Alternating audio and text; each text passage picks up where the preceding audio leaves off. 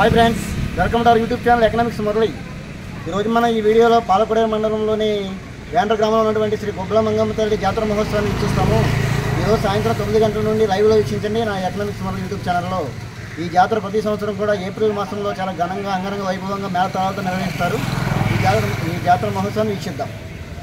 ఈరోజు సాయంత్రం 9 గంటల నుండి లైవ్లో వీక్షించండి ఫ్రెండ్స్.